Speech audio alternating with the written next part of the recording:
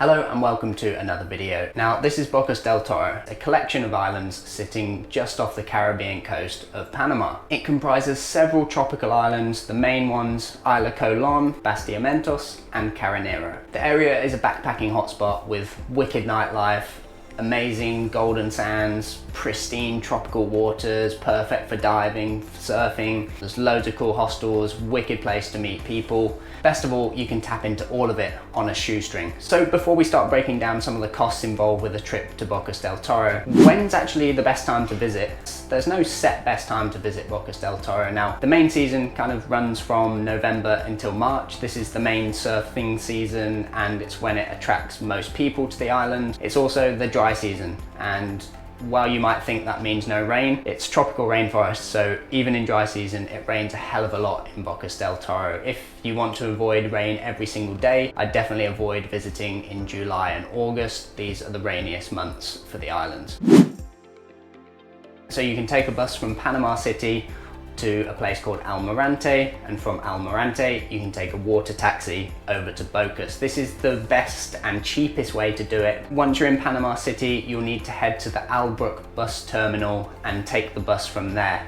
Now, buses leave daily at 7:30 p.m. and 8:30 p.m. and it costs around $28 for the journey. So although it's cheap, it is a pretty arduous journey. It's an 11-hour night bus, which is just as tough as it seems. So when you go into the terminal at Panama Albrook, you'll basically see a series of booths, and just look for the one that says Bocas del Toro and Almirante on it. You can't actually book it online, which is pretty annoying, so you just have to rock up and hope that there's space. But from what I've heard, there's usually always seats on that bus. So you'll arrive in Almirante, which is the town just on the mainland outside of Bocas, at around 6:30 a.m. From there, you'll need to take a short taxi, which will cost you $1 to the boat ramp. And then from the boat ramp, you can take a water taxi over to Bocas, which will set you back $6 one way per person. Now, you can also fly to Bocas, and while this is obviously a lot more expensive, you can find flights from Panama Albrook Airport for around $100 one way, which, you know, if you're on a real tight budget, it's not really an option. So that will cut out both the 11-hour journey and the water taxi, and you'll fly straight into Isla Colon in the middle of Bocas. If you're coming to Bocas from Costa Rica, there's another option as well. There's a company called Caribe Shuttle, which is a shuttle company, obviously, that transport backpackers all around Costa Rica and Central America, and they have routes from San Jose straight to Bocas. So this costs around $80. You usually share the van with 5 or 6 other backpackers, and it's not crazy cheap, but it's quite a good way to get around because they help you go through the border, which is always a painstakingly slow process. And they pick you up on the other side and take you to the boat ramp, and then that price includes the boat over to Bocas as well. So it's quite a good all-in-one package, so I'll leave the link in the description where you can check that out. So yeah, they're the 3 main options. If you're on a tight budget, definitely take the bus from Panama City. Alternatively, you can take a series of local buses from whatever city you're coming from in Panama or Costa Rica. Obviously, when you're doing this off your own accord, and if you don't speak Spanish, this can be pretty tricky, because you're going to have to find out exactly where each bus leaves from. You're going to have to ask local people. It's going to be the cheapest way, but also the slowest way. So once you're in Bocas, how do you actually get around? If you're staying in Bocas town, you can definitely just walk everywhere. That's kind of what I do most of the time. If you're staying in town, you're close to all the restaurants, different hostels, bars, restaurants, cafes. So yeah, you can just walk around. If you're staying a bit further out of town, taxis are super common throughout Bocas. You'll see the bright yellow New York City style cabs absolutely everywhere. How much that costs will vary depending on how far you're going, but usually it's between $1 and $5 just for getting in and around town. You can also take water taxis. For example, if you want to go from Isla Colon over to Caranero, that will cost you about $1, and then over to Bastiamentos is between $3 and $5 usually. It varies depending on the driver, but these are sort of the going rates for getting between each island. So although taxis are notoriously expensive in most parts of the world, it is quite an affordable and common way of getting around here. Another good and relatively cheap way of getting around is, you know, if you're in Bocas for a while, you could rent or buy a bicycle, and then that'll just give you that extra little bit of freedom and flexibility. And I'd recommend trying to do this via your accommodation, which leads us on perfectly to our next section of the video. Some amazing reefs in and around the island, so whether you're an avid diver or just want to grab a snorkel and go for a swim, there's some really cool spots to do it. I'll leave links in the description to some of the best diving schools in Bocas so you can check them out. Obviously that's going to come at more of a cost, whereas snorkeling is almost, once you've got the mask and snorkel, it's an almost free thing to do. Starfish Beach as well is an amazing thing to do in Bocas. I haven't actually done it yet myself, but from what I've heard, it's absolutely incredible. It's crystal clear water, like golden white sand, and starfish. Lots and lots of starfish, like literally hundreds of them. As a thing to do, that's just a must do for anyone visiting Bocas.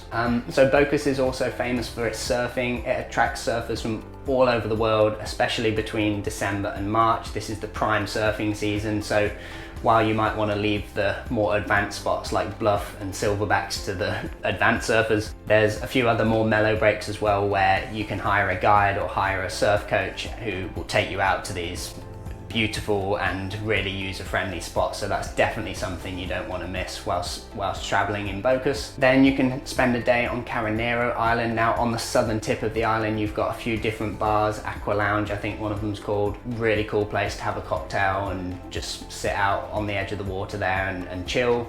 There's also a little coastal path that goes around the island, which is a really cool way to spend an hour or so. Because yeah, you walk around all this tropical rainforest, you've got beautiful water all around you. So Carneiro, so once you paid for the $1 water taxi, it's totally free to go for a walk. And as well, another really cool and free thing to do in Bocas is just enjoy the beaches. Like there's so many incredible beaches all around Bocas that not only is this free, but it's probably the best thing to do in all of Bocas. You've got Bluff Beach, which is a real long golden sand beach on Isla Colon. Just watch out for the rip currents and the powerful waves here, you know, if you're not a confident swimmer, because it is a pretty dangerous beach. Something more mellow, you want to head over to Bastiamentos Island and check out Wizard Beach or Red Frog Beach. As well, on Bastiamentos, you've got not only those beautiful golden sand beaches, but you've got jungle where you can see red frogs and sloths and monkeys, and yeah, it's a really cool place to check out. And then Playa Drago as well on the other side of Isla Colon is another beautiful beach. So on the west side of Isla Colon, it doesn't get waves, so the beaches are a lot calmer and it's a lot easier just to sort of relax and play in the water and, you know, go for a swim without the potential of getting smashed by waves. And then finally the nightlife. So the nightlife in Bocas is, yeah, pretty interesting. It's quite a lively place. So there's so many different like wicked bars all around town, all with, in theory, you could go out every night of the week in Bocas and have a pretty good time. Just make sure you have a few drinks before you go out, because buying beers in the bars on the water there is obviously comes with significant markup, and when you've had a few beers, it's really tempting to just completely forget about your budget. So when it comes to budget-friendly accommodation in Bocas, you're spoiled for choice. There's so many wicked places to stay. You can stay in dormitory rooms in town for around $10 per night, but like with everywhere in the world, like the more you spend on your hostel, the better it's going to be. So check out some of these places for cheap places to stay in Bocas. Twin Fin Hostel, $10 per night, it's right in town. Scully's House, which is my personal favourite, is $15 per night, and that's again, it's near a place called Paunch, which is a surf spot a bit further out of town. Spanish by the Sea, $16 per night. And Selena, which is $19 per night. So these are all for dorm rooms. Obviously this is a budget breakdown, so if you're really serious about your budgeting, then you've got to stay in dorm rooms because it's just so much cheaper. Obviously if you're paying for private rooms, then that's going to shoot the prices up a hell of a lot. So where to eat in Bocas? Now, eating out in Bocas is pretty expensive, to be honest. Like, you can easily spend $10 per meal, and if you're doing that 2 or 3 times a day, you've spent $30 a day before you even know it. So if you're on a budget, I'd highly recommend just cooking your own food. Many of the hostels that I've mentioned previously come with a kitchen, although kitchens in hostels aren't known for their cleanliness or ease of use. If you're serious about your budget, you've got to be making your own food. You know, there's 2 big supermarkets in town. There's one main supermarket in town where you can buy anything you need. You know, you can knock up all of those easy backpacker classics like your pesto pastas, your rice and beans, all that kind of thing.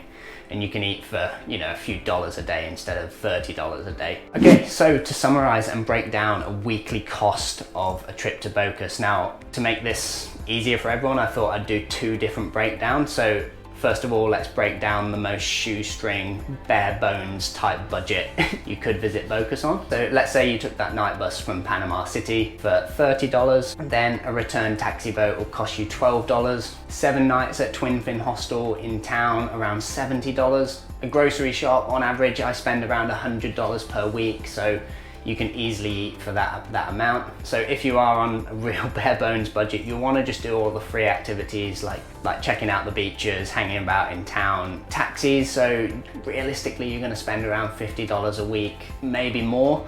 But with a combination of walking and being a bit strategic of how you take your taxis, you can save a little bit. So I'd say around $50 a week on that. So in total, $262, you could get yourself a week in Bocas coming from Panama City, which I think is pretty damn good if you ask me. So to step things up a little bit, so if you're more of a luxury backpacker and want a few of the finer things in life, this is the breakdown for you. So let's say you, instead of taking the bus, you flew to Bocas. This will cost around $100 one way. 7 nights at Selena, which is a bit more of an upmarket hostel, costs you $105 for the week. So again, cooking your own food, but with a few meals out thrown in there, you're gonna spend closer to $150 on food per week. And then with a combination of free and paid activities, so let's say you go for a surf lesson or go diving, something like that, let's slap on another $100 for activities, and then getting around is going to roughly be the same because you're going to take taxis and do a bit of walking as well, so that's another $50, which gives us a total of $505. So they're sort of your 2 budgets. You've got your bare bones and then you've got your luxury backpacker budget as well. Yeah, please only take these prices as a guide, as these are based on my personal experience on my trip here in March 2024. But everyone, you know, has their own creature comforts that they like to have. Prices obviously fluctuate in terms of flights and transports and living costs, but I hope you found this information super helpful. So we're a brand new channel, so please like, subscribe, share, comment on our videos. It really helps us grow, and the whole idea of this channel is to basically make travel as possible and as affordable for as many people as we can. So any questions, please fire away down in the comments. For now, it's goodbye from us here at Wonderful Earth, and we'll see you in the next episode.